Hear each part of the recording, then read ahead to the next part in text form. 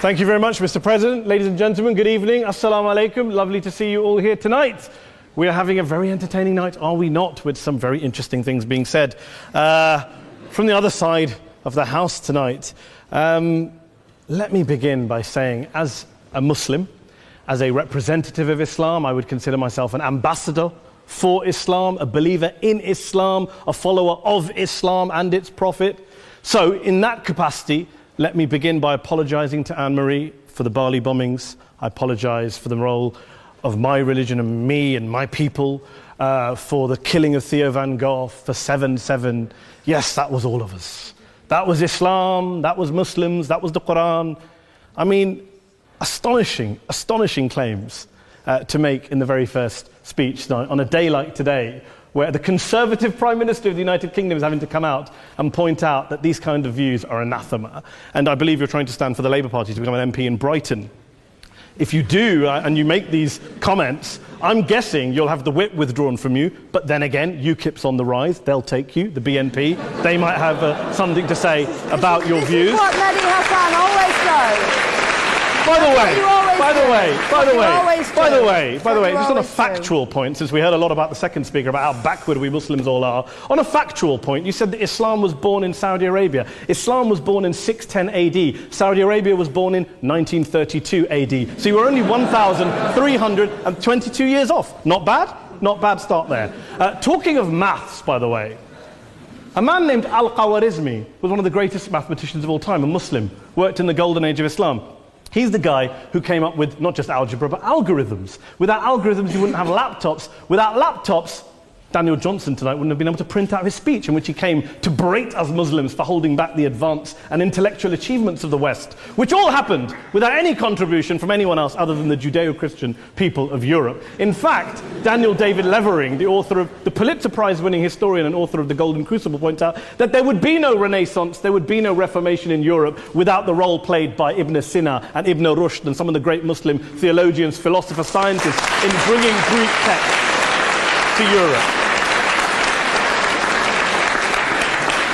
As for this being our university, I will leave that to the imagination as to who is our and who is there. I studied here too. An astonishing set of speeches so far making this case tonight. A mixture of just cherry-picked quotes, facts and figures, self-serving, selective, a farrago of distortions, misrepresentations, misinterpretations, misquotations. Daniel talked about my article in the New Statesman, which got me a lot of flack, where I talked about the anti-Semitism that is prevalent in some parts of the Muslim community, which indeed it is. Of course, I didn't say in that piece that it was caused by the religion of Islam. In fact, modern anti-Semitism in the Middle East was imported from, finish the sentence, Judeo-Christian Europe, where I believe some certainly bad things happened to the Jewish people. In fact, Tom Friedman, Jewish-American columnist in the New York Times, told me in this very chamber last week that he believed, had Muslims been running Europe in the 1940s, 6 million extra Jews would still be alive today. So I'm not going to take lessons in anti-Semitism from someone who's here to defend the Judeo-Christian values of a continent that murdered 6 million Jews. Moving swiftly on. Yes. Absolutely. Well, I'm about to make that point. No, I'm about to make that point. You're right. I agree with you 110%. That is my point. I don't think Europe is evil or bad. I'm a very proud European. I don't want to judge Europe on that basis, but if we're going to play this gutter game where we pull out the Bali bombing and we pull out examples of anti-Semitism in the Islamic community, then of course I'm going to come back and say, well, hold on. I mean, look, let's be very clear. Daniel here was a last-minute replacement for Douglas Murray, who had to pull out. And Douglas and I have a well-documented differences, but to be fair to Douglas, as to be fair to Anne-Marie and to Peter, atheists. Atheists see all religions as evil, violent, threatening. What the problem I have with Daniel's speech is that Daniel comes here to run this robust defense of Christianity, forgetting that his fellow Christians, people who said they were acting in the name of Jesus, gave us the Crusades, the Spanish Inquisition, the anti-Jewish pogroms, European colonialism in Africa and Asia, the Lord's Resistance Army in Uganda, not to mention countless arson and bomb attacks on abortion clinics in the United States of America to this very day. I would like a little bit of humility from Daniel first before he begins lecturing other communities and other faiths on violence, terror and intolerance. But, no thank you. Some water. But I would say this, to address the gentleman's very valid point here, I'm not going to play that game.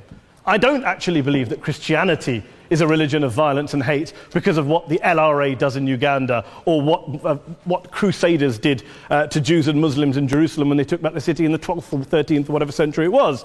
I believe that Christianity, like Islam, like pretty much every mainstream religion, is based on love and compassion and faith. I do follow a religion in which 113 out of the 114 chapters of the Quran begins by introducing the God of Islam as a God of mercy and compassion. I would not have it any other way. I don't follow a religion which introduces my God to me as a God of war, as some kind of Greek God of wrath, as a God of hate and injustice. Not at all. As Adam pointed out, you go through the Quran and you see the mercy and the love and the justice. And yes, you have verses that refer to warfare and violence. Of course it does. This is not a motion about pacifism. I'm not here to argue that Islam is a pacifistic faith. It is not.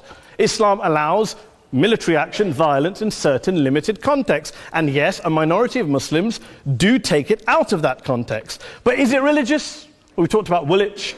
Daniel and Anne-Marie have suggested that it's definitely religion that's behind all of this. Well, actually, what I find so amusing tonight is we're having a debate about Islam. And the opposition tonight have come forward. We have a graduate in law, a graduate in modern history, a graduate in chemistry. And, you know, I admire all of their intellects and their abilities, but we don't have anyone who's actually an expert on Islam, a scholar of Islam, a historian of Islam, a speaker of Arabic, even a terrorism expert or a security expert or a pollster, let alone to talk about what Muslims believe or think. Instead, we have people coming here, putting forward these views, putting forward these sweeping opinions. Listen to Professor Robert Pape of the University of Chicago, one of America's leading terrorism experts, who, unlike our esteemed opposition tonight, studied every single case of suicide terrorism between 1980 and 2005, 315 cases in total. And he concluded, and I quote, "There is little connection between suicide terrorism and Islamic fundamentalism or any of the world's religions. Rather, what nearly all suicide terrorist attacks have in common is a specific secular and strategic goal to compel modern democracies to withdraw military forces from territory that the terrorists consider to be their homeland." And the irony is, when we talk about terrorism, the irony is that the opposition and the Muslim terrorists, the Al-Qaeda types, actually have one thing in common, because they both believe that Islam is a warlike, violent religion. They both agree on that. They have everything in common. Osama bin Laden would be nodding along to everything he's heard tonight from the opposition side. He agrees with them. The problem is that mainstream Muslims don't. The majority of Muslims around the world don't.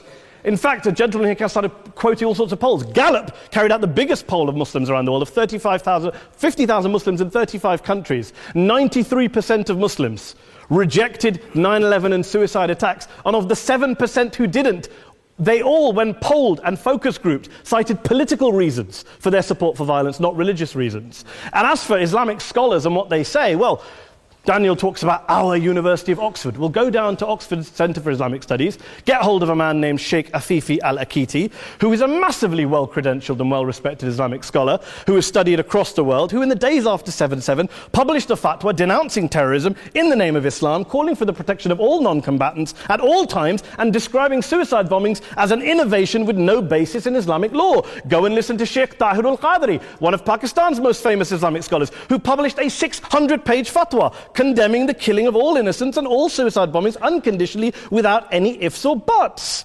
There's nothing new here. This is mainstream Islam, mainstream scholarship, which has said this for years. You don't go out and kill people willy-nilly in the high street or anywhere else, on a bus or a mall, based on verses of the Quran that you cherry-pick without any context, any understanding, any interpretation, or any commentary. Point of information.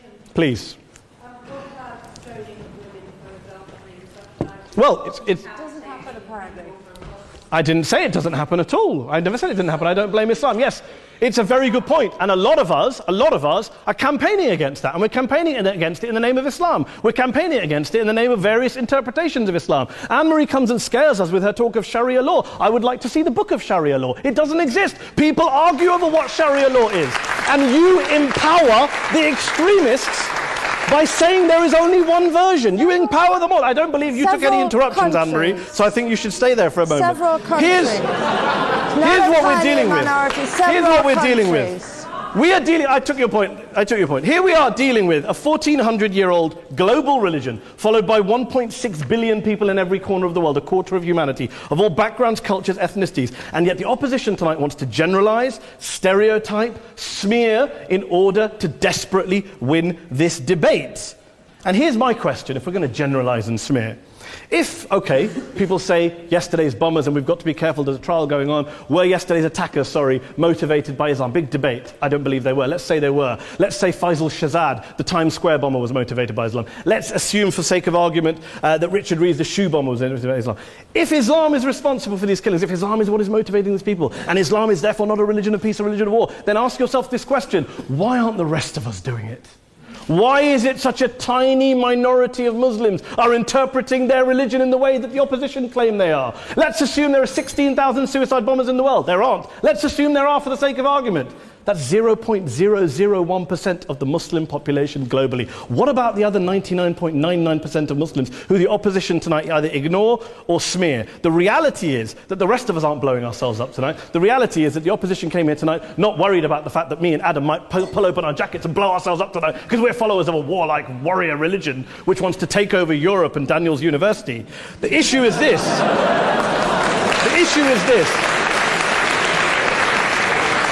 Unless the opposition can tell us tonight, and Peter Atkins is here, one of our great atheist intellectuals, can tell us tonight, can answer this question tonight: why don't the vast majority of Muslims around the world behave as violently and aggressively as a tiny minority of politically motivated extremists? Then they might as well give up and stop pretending they have anything relevant to say about Islam or Muslims as a whole. Ladies and gentlemen, let me just say this to you. Think about what the opposite of this motion is. If you vote no tonight, think about what you're saying the opposite of this motion is. That Islam isn't a religion of peace, it's a religion of war, of violence, of terror, of aggression. That the people who follow Islam, me, my wife, my retired parents, my 6-year-old child, that 1.8 million of your fellow British residents and citizens, that 1.6 billion people across the world, your fellow human beings, are all followers, promoters, believers in a religion of violence. Do you really think that? Do you really believe that to be the case? They say that in the Oxford Union, the most famous debate was in 1933 when Adolf Hitler looked out for the result of the King and Country motion, where they voted against fighting for King and Country, and Hitler was listening out for the result. Well, tonight, 80 years on, there are two groups of people around the world who I would argue are waiting for the result of tonight's vote. There are the millions of peaceful, non-violent, law-abiding Muslims both in the UK, Europe, Asia, Africa and beyond, who see Islam as the source of their identity, as a source of spiritual fulfillment, of hope, of solace. And there are the phobes, the haters, the bigots out there who want to push the clash of civilizations, who want to divide all of us into them and us and ours and their. Ladies and gentlemen, I urge you all not to fuel the arguments of the phobes and bigots. Don't legitimize their divisions. Don't legitimize their hate. Trust those Muslims who you know, who you've met, who you hear, who don't believe in violence, who do want you to hear the peaceful message of the Quran as they believe it to be taught to the majority of Muslims, the Islam of peace and compassion and mercy, the Islam of the Quran, not of Al-Qaeda. Ladies and gentlemen, I beg to propose this motion to the House. I urge you to